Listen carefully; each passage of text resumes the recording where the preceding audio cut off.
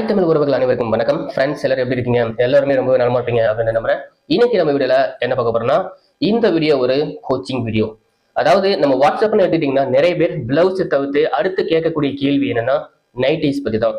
ஆனா நைட்டி ஒரு stitching video போடுங்க, நைட்டி நான் ஃப்ளோரல் போடுறேன் அதுல மாடல் போட முடியுமா, நைட்டில வந்து ஜிப் வைக்கிறது ரொம்ப கஷ்டமா இருக்குது, ஸோ இப்படின்னு சொல்லி நைட்டி சம்மந்தப்பட்ட கேள்விகள் நிறைய பேர் வந்து கேட்குறீங்க. ஸோ உங்க எல்லாருக்குமே வந்து பாத்தீங்கன்னா நீங்க கேட்ட கேள்விக்கு உண்டான ஒரு பதிலா, அதாவது இந்த மாதிரி ஒரு விஷயம் இருக்குது, இது நீங்க பண்ணலாம் அப்படிங்கிற ஒரு நோக்கத்தோட தான் இந்த வீடியோ நான் போடுறேன். அதாவது வந்து இந்த வீடியோல வந்து பாத்தீங்கன்னா நைட்டி வந்து பாத்தீங்கன்னா ஒரு மாடல் வச்சு தைக்க போறோம். அது வந்து பாத்தீங்கன்னா ஒரு ஃப்ளோரல் மெட்டீரியல், அதாவது பூவா போட்டக்கூடிய ஒரு மெட்டீரியல் நைட்டி. ஸோ இந்த வந்து நைட்டில கூட வந்து பாத்தீங்கன்னா நம்ம வந்து மாடல் செய்யலாம் அப்படிங்கிற ஒரு நோக்கத்துல இது வந்து மாடல் செஞ்சு காட்ட போறேன். ஸோ இதுல செய்யக்கூடிய மாடல் வந்து பாத்தீங்கன்னா நீங்க அந்த ஃப்ளோரல் மெட்டீரியல், அதாவது பூவா போட்ட மெட்டீரியல் தவிர்த்து இதே மாடலை நீங்க வேற எந்த மெட்டீரியல்ல கூட செய்யலாம். ஓகேங்களா? அதை தவிர்த்து முக்கியமான ஒரு விஷயம் என்னன்னா, இது ஒரு double XL size and also இது ஒரு ஃப்ரீ சைஸ். ஸோ இதோட கழுத்து அகலம் உயரம் எவ்வளவு வைக்கணும் அப்படின்னு சொல்லி இந்த வீடியோல டீட்டெயிலா நான் சொல்லியிருக்கேன். அது மட்டும் இல்லாம இதுல வந்து ஜிப் கிடையாது. ஓகேங்களா? சோ இந்த மாதிரி உள்ளவங்க வந்து பாத்தீங்கன்னா ஜிப் வைக்கணும் ரொம்ப கஷ்டமா இருக்கு அப்படின்னு சொல்லி நிறைய பேர் வந்து கேள்வி கேட்டனால, சோ ஜிப் இல்லாமலும் வந்து பாத்தீங்கன்னா நம்ம நைட்டி தைக்கலாம் அப்படிங்கிற ஒரு விஷயத்தை தான் இந்த வீடியோல வந்து தொடர்ந்து சொல்ல போறேன். இந்த வீடியோ வந்து பாத்தீங்கன்னா நீங்க சொல்ல மாதிரி வந்து நிறைய பேர் வந்து ஒரே வீடியோவை போடுங்க அப்படின்னு சொல்லி கேட்டிருந்தீங்க. பட் ஒரே வீடியோவை போட்டா பல விஷயங்கள் வந்து உங்களுக்கு வந்து சில நுணுக்கங்கள், பல முக்கியமான விஷயங்கள் எல்லாமே வந்து நீங்க கத்துக்கிறதுல வந்து ரொம்பவே சிரமமா இருக்கும் அப்படிங்கிற ஒரு நோக்கத்தில் தான் இதை வந்து பாத்தீங்கன்னா ஒவ்வொரு பாகமா வந்து நான் போட போறேன். அதாவது வந்து இது ஒரு 4 நாள் அல்லது 5 நாள் கூட இந்த வீடியோ வந்து வரலாம், சொல்ல முடியாது.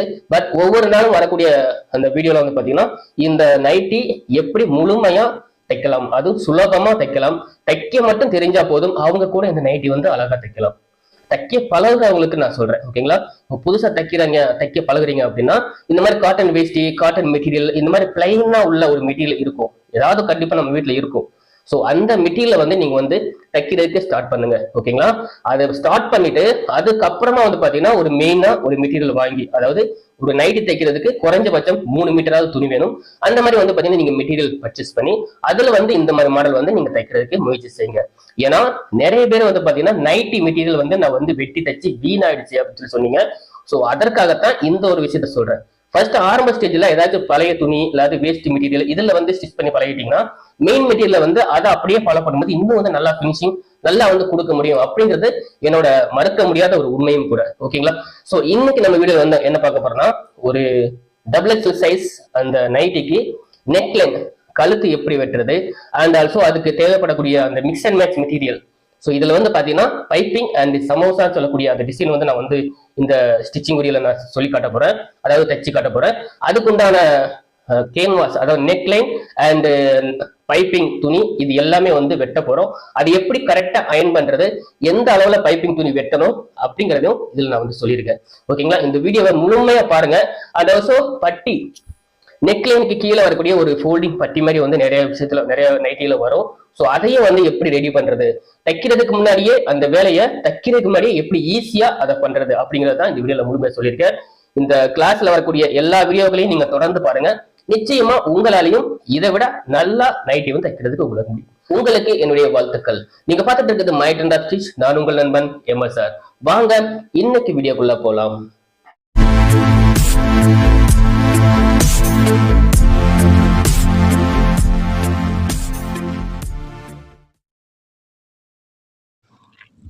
வணக்கம்.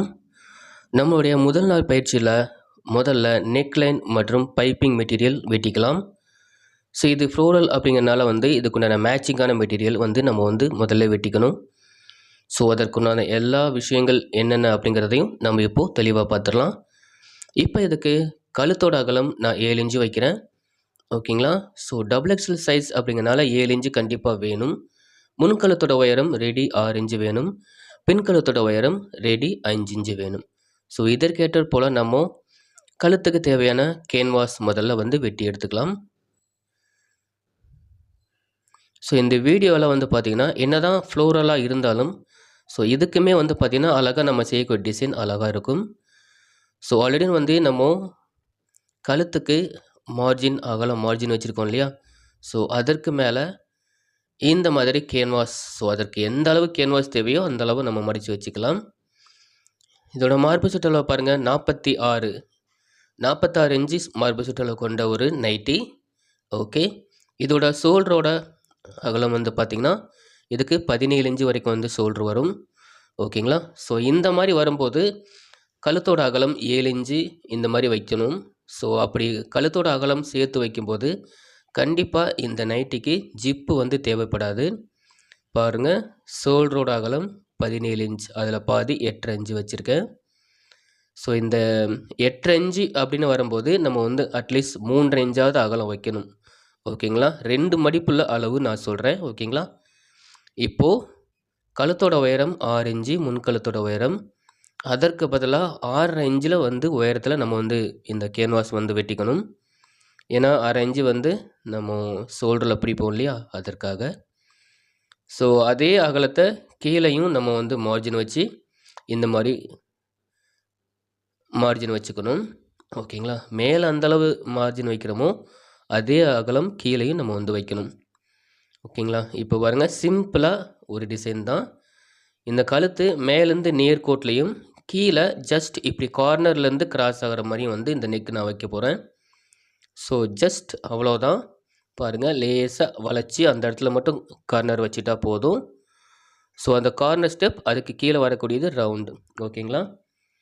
ஸோ இந்த கழுத்து வந்து நம்ம உள் பக்கம் வந்து தச்சு வெளியே அவுட் பண்ண போகிறோம் அப்படிங்கிறனால, ஸோ சைடில் வரக்கூடிய அந்த ஸ்பேஸும் 1 இன்ச்சு அளவுக்கு வர மாதிரி நம்ம வச்சுக்கலாம். ஸோ இதில் வந்து நம்ம பைப்பிங் அண்டு சமோசா அந்த மாதிரி டபுள் கலரில் கொடுக்கும்போது கரெக்டான அளவுகளில் இருந்தால் தான் அது வந்து அவுட்லுக் நல்லாயிருக்கும். ஸோ கழுத்தோட அகலம் ப்ளஸ் சைடில் வந்து 1 இன்ச்சு அகலம் ஒன்று போல் ஒரே மாதிரி வளைஞ்சி இந்த மாதிரி வெட்டிக்கலாம்.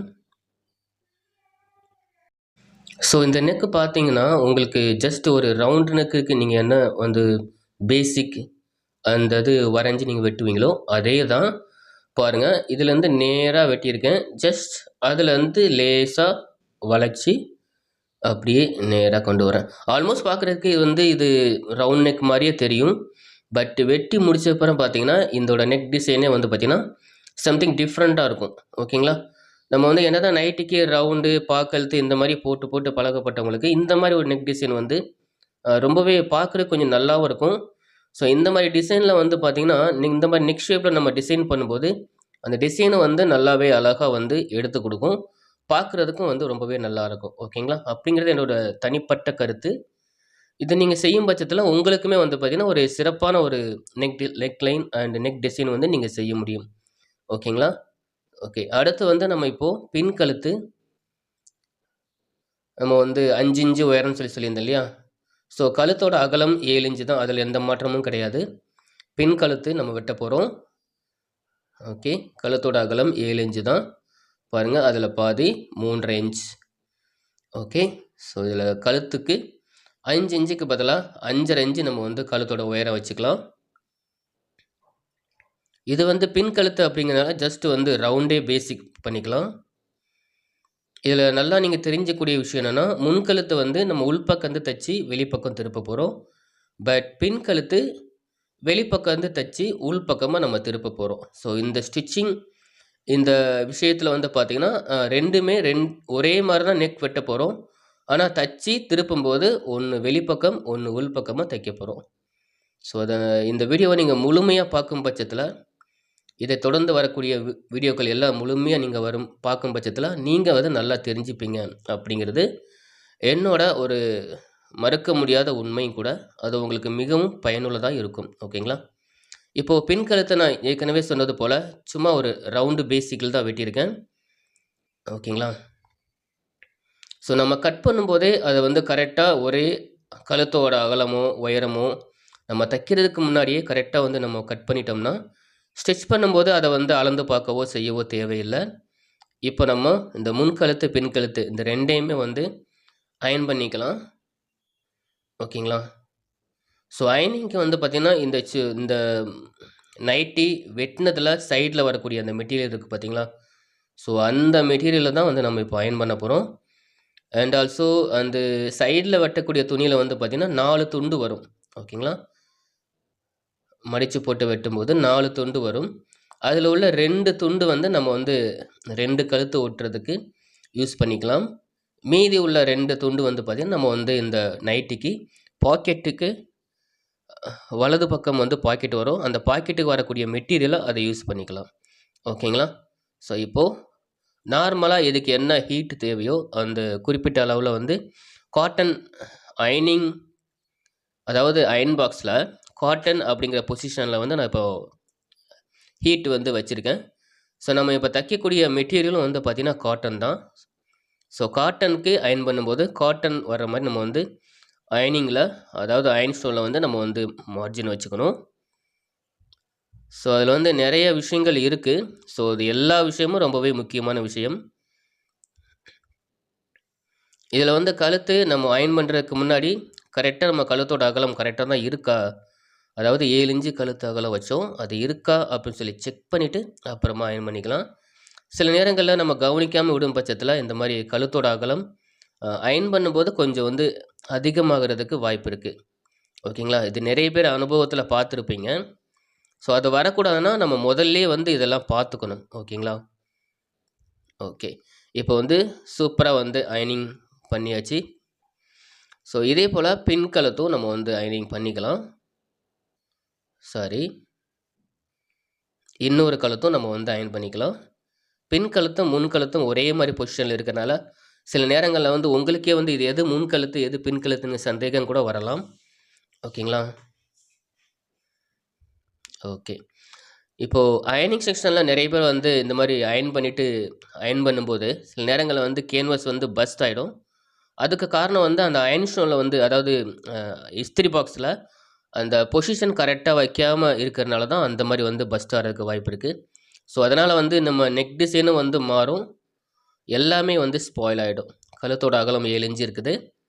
ஸோ அதனால் வந்து அயன் பாக்ஸ்லேயும் வந்து நம்ம கரெக்டாக அந்த பொசிஷனை மெயின்டைன் பண்ணணும்.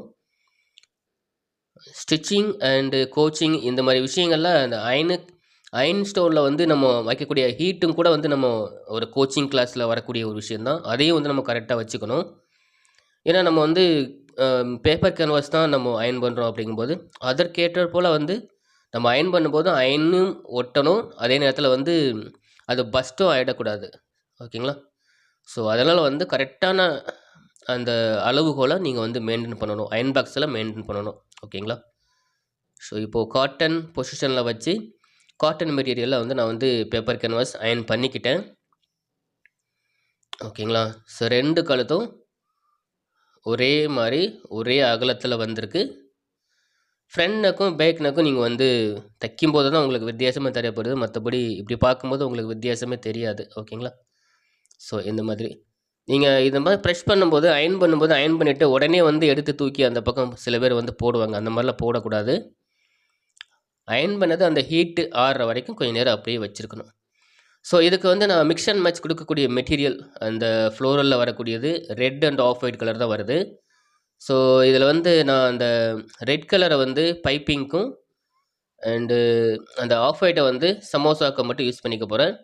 அண்டு சமோசா வந்து ரெட் அண்டு ஆஃப் ஒயிட் ரெண்டுலேயுமே வரும், பட் பைப்பிங் வந்து ரெட் கலரில் வந்து வந்துடும். ஓகேங்களா? ஸோ இப்போ நம்ம இந்த நைட்டிக்கு நான் ஏற்கனவே சொல்லியிருந்தேன் இல்லையா, இதுக்கு வந்து பாக்கெட் தேவைப்படும் அப்படிங்கிறனால, ரைட் சைடில் பாக்கெட் வரும் அப்படிங்கிறனால பாக்கெட்டுக்கு மீதமுள்ள துணியில் வந்து பார்த்திங்கன்னா பாக்கெட் வந்து வெட்டிக்கலாம். இது கீழே உள்ளே பிடிக்கிறதுக்கு உண்டான துணி ஒரு 1/2 இன்ச்சு அல்லது 3/4 இன்ச்சு வச்சுக்கலாம். பாக்கெட்டு உள்ளே வந்து பார்த்திங்கன்னா குறைஞ்சது கை விட்டதுக்கப்புறம் அடிபாகம் குறைஞ்சது ஒரு 5 இன்ச்சாச்சும் இருக்கணும். ஓப்பன் அளவு 6 இன்ச்சு வச்சுக்கணும். அதற்கு மேலே வந்து பார்த்திங்கன்னா ஒரு 1 இன்ச்சு 1.5 இன்ச்சு இருந்தால் போதும். ஓகேங்களா? ஸோ இந்த பேசிக்கில் நம்ம இப்போது வரைஞ்சிருக்கோம். அதாவது பாக்கெட்டு நம்ம கை உள்ளே விட்டோம்னா உள்ளே கீழே 5 இன்ச்சாவது இருக்கணும், ஓப்பனுக்கு ஒரு 6 இன்ச்சு இருக்கணும்.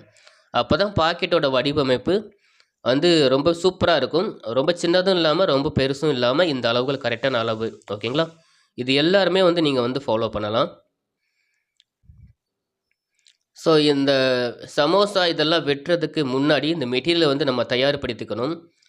இது வந்து சும்மா அந்த பிட்டாக இருக்கும் பார்த்தீங்களா, அந்த மாதிரி மெட்டீரியல் தான்.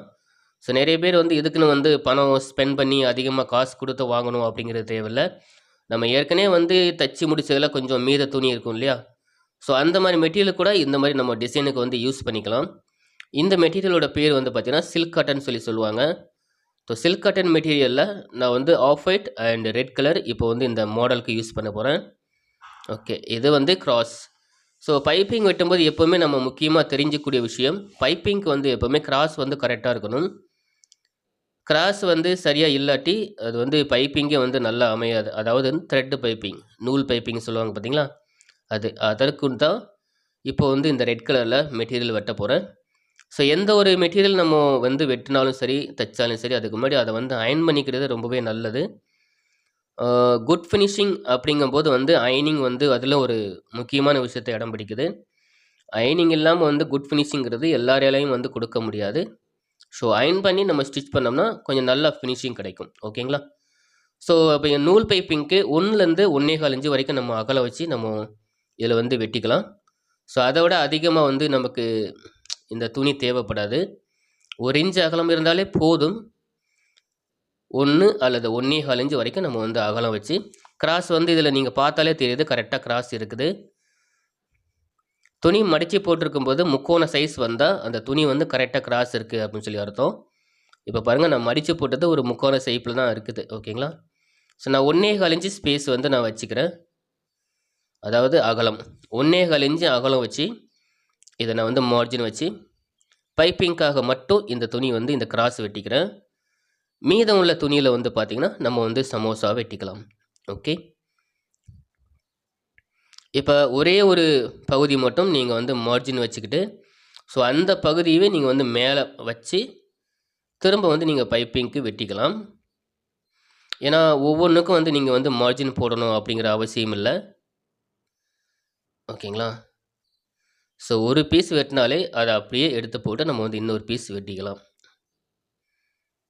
இப்போது பாருங்கள், பார்க்குறதுக்கு சின்ன துணியாக இருந்தாலும் பரவாயில்ல, நீங்கள் வந்து இந்த மாதிரி வந்து கிராஸ் போட்டு நீங்கள் வந்து பைப்பிங்க்கு யூஸ் பண்ணிக்கலாம். முக்கியமாக கிராஸ் தான் தேவையே தவிர துணி வந்து ரொம்ப பெருசாக இருக்கணும், சிறுசாக இருக்குது அப்படின்னு சொல்லி பிரச்சனையே கிடையாது. ஓகே, இப்போ நான் இந்த 3 பீஸ் வந்து வெட்டியிருக்கேன். ஸோ இதுவே வந்து நம்ம பைப்பிங்க்கு, அதாவது கைக்கும் நெக் டிசைன் பண்ண போகிறதுக்கும் சரியாக இருக்கும். ஓகே, இது கரெக்டாக தான் இருக்குன்னு நம்புகிறேன். மேபி தைக்கும்போது தேவைப்பட்டால் இன்னும் கொஞ்சம் கிராஸ் வந்து எடுத்துக்கலாம். ஓகேங்களா? ஓகே, அடுத்து இதில் வந்து இன்னொரு முக்கியமான விஷயம் என்னென்னா பட்டி. அதாவது நெக் டிசைனுக்கு கீழே ஒரு 9 இன்ச்சில் வந்து நான் கீழே பட்டி மாதிரி வைக்க போகிறேன். ஸோ இந்த டிசைன் வந்து அப்படி தைச்சி உங்கள்கிட்ட காட்ட போகிறேன். 9 இன்ச்சு அளவுக்கு வந்து உயரம் வரும். மோஸ்ட்லி நீங்கள் சுடிதார் மெட்டீரியலில் நீங்கள் வந்து பார்த்துருப்பீங்க, அந்த பட்டி மாதிரி கொடுத்துருப்பாங்க, அதிலே டிசைன் பண்ணியிருப்பாங்க. சில இதில் வந்து எம்ப்ராய்டிங் இருக்கும். நான் வந்து இதுக்கு ஒரு 2 இன்ச்சு அகலத்துக்கு பட்டி வந்து கொடுக்கலாம் அப்படின்னு நினச்சிட்ருக்கேன். ஏன்னா வந்து இது நைட்டி அண்டு ஆல்சோ வந்து இதுக்கு வந்து ஜிப்பும் வந்து கிடையாது. இதோட உயரம் 9 இன்ச்சு அளவுக்கு இருந்தால் போதும், இதோட அதிகமாக தேவையில்லை. 2 இன்ச்சு அகலம் மட்டும் நம்ம வந்து கரெக்டாக ரெடியாக 2 இன்ச்சு வந்தால் போதும். ஓகேங்களா? ஓகே, இதில் தெரியல, பட் ஆனால் இதை மார்ஜின் பண்ணி உங்களுக்கு ஃபோல்டிங் பண்ணி காட்ட போகிறேன். அப்போ வந்து இதோட வடிவமைப்பு எப்படி இருக்குன்னு சொல்லி நீங்கள் வந்து நல்லாவே பார்த்துக்கலாம். ஓகேங்களா? இப்போ வந்து நம்ம 9 இன்ச்சு சொல்லியிருந்தேன். 9 இன்ச்சு மேலே வந்து பிடிக்கிறதுக்கு ஒரு 1/2 இன்ச்சு, கீழே வந்து ஒரு பிடிக்கிறதுக்கு ஒரு 1/2 இன்ச்சு. தேவைப்படும் பட்சத்தில் இந்த உயரத்தை நம்ம கூட்டியும் குறைச்சியும் வச்சுக்கலாம். ஓகேங்களா? ஓகே, இதில் லேசாக இந்த மாதிரி கார்னர் வச்சுக்கிறேன். இது எதுக்காக சொல்லி இப்போ நான் உங்களை வந்து இப்போ அயர்ன் பண்ணி காட்ட போகிறேன். அதில் வந்து நீங்கள் தெளிவாக தெரிஞ்சுப்பீங்க. ஓகே ஓகே, இப்போ 9 இன்ச்சு அளவுக்கு நான் மெட்டீரியல் எடுத்திருக்கேன், 2 இன்ச்சு அகலத்துக்கு. எப்போவுமே நம்ம ஸ்டிச் பண்ணுறதுக்கு முன்னாடியே பாருங்கள், இந்த மாதிரி ஜஸ்ட் ஒரு கார்னர், அவ்வளோதான். கீழே வந்து முக்கோணம் மாதிரி வரும் இந்த பட்டியோட அமைப்பு. இப்போ உங்களுக்கு நல்லாவே புரிஞ்சிருக்கும் நினைக்கிறேன். ஸோ எதற்காக இப்படி நான் மார்ஜின் வச்சு வெட்டினேன் அப்படிங்கிறத. இதை வந்து நம்ம வந்து சுற்றியும் வந்து நம்ம அயனிங் பேஸில் அயன் பண்ணிக்கலாம். நம்ம தைக்கிறதுக்கு வந்து ரொம்பவே சுலபமாக இருக்கும். ஓகே, இப்போது உயரம் 9 இன்ச்சு வேணும்னு சொல்லியிருந்தேன். இப்போ வந்து 9.5 இன்ச்சு இருக்குது. ஸோ மேலே வந்து 1/2 இன்ச்சு உள்ளே போயிடும், கீழேயும் 1/2 இன்ச்சு வந்து உள்ளே போயிடும். இந்த இப்போ நான் மார்ஜின் வைக்கிறேன் பார்த்தீங்களா, இந்த மார்ஜின் அளவுக்கு நம்ம ஃபோல்டிங் பண்ணி அயனிங் பண்ணிக்க போகிறோம். ஓகேங்களா? இது தைக்கிறதுக்கு முன்னாடி இந்த பேசிக் நம்ம பண்ணிக்கிட்டோம்னா தைக்கும்போது நமக்கு வந்து எந்த விதமான சிரமமும் இருக்காது. ஓகேங்களா? ஸோ இது நீங்கள் நல்லா தெரிஞ்சுக்கணும் அப்படிங்கிறதுக்காக தான் இதை வந்து நான் மார்ஜின் வச்சு அண்ட் அயன் பண்ணுறேன். அப்படி இல்லாத பட்சத்தில் அந்த மார்ஜின் இல்லாமல் கூட அயன் பண்ணலாம். ஓகே, இந்த மாதிரி கீழே ஜஸ்ட் ஒரு 1/4 இன்ச் ஒரு பக்கம் மடிச்சுக்கலாம். திரும்பவும் ஒரு பக்கம் ஒரு 1/4 இன்ச். கீழே வந்து முக்கோணம் மாதிரி வந்துடும், அதாவது வி டைப்பில் வந்துடும். அவ்வளோதான்.